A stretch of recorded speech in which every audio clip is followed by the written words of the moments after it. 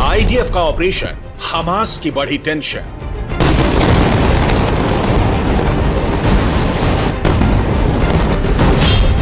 Israel ने तबाह किया हमास का हेडक्वार्टर।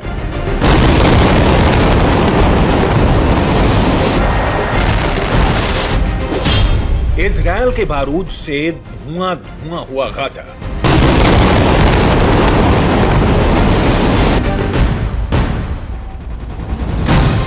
जैसे जैसे इजरायल और हमास के बीच युद्ध बढ़ता जा रहा है, हमास की टेंशन बढ़ती जा रही है। इजरायल के ताबड़तोड़ हमले से हमास के सैकड़ों कैंप तबाह हो चुके हैं। चाहे हवाई हमले हों या फिर जमीन पर टैंक और आमने सामने की लड़ाई, हर मोर्चे पर इजरायल के सैनिक हमास के लड़ाकों पर भारी पड़ रहे हैं। इजरायल की डिफेंस फोर्स ने पहले भी साफ कर दिया है कि जब तक हमास का खात्मा नहीं हो जाता, वो जंग रोकने के मूड में नहीं है।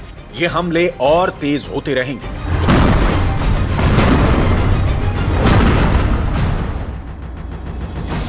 गाजा पट्टी में जारी ऑपरेशन के दौरान इजरायल की सेना ने हमास के हेडक्वार्टर पर भी हमला करने का दावा किया। इजरायल की फाइटर जेट ने हमास नेता इस्माइल हानिया के घर पर बमों की बारिश की। इस हवाई हमले में बड़े नुकसान का दावा किया गया।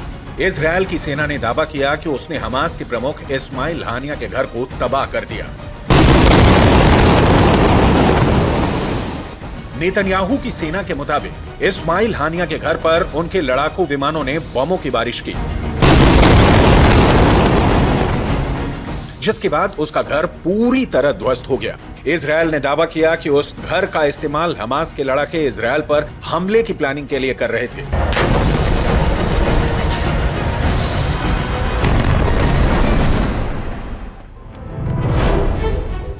इजरायल की सेना लगातार हमास के टॉप नेताओं को निशाने पर लेकर उनको चोट पहुंचाने की कोशिश कर रही है।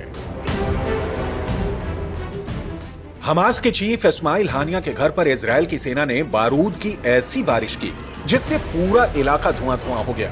इस्माइल हानिया के घर पर आसपास के इलाकों को भी इजरायल ने अपने निशाने पर लिया और हमास के ठिकानों पर बमबारी कर तबाही मचा दी। कुछ वक्त पहले जहां इमारतें खड़ी नजर आ रही थीं, वहीं इजरायल के हवाई हमलों के बाद वहां सिर्फ मलबे का ढेर ही दिखाई दिया।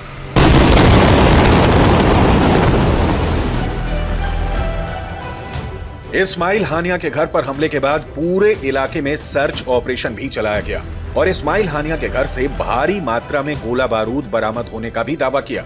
इजरायल की सेना के मुताबिक इस्माइल हानिया के जिस घर को उसने बर्बाद किया, वहां से हमले की प्लानिंग की जा रही थी।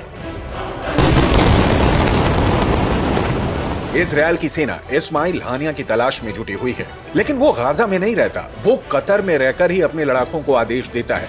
लेकिन इजरायल की सेना ने साफ कह दिया है कि गाजा से हमास के टॉप नेताओं का नामोनिशान मिटाने के बाद ही वो शांत बैठेगी।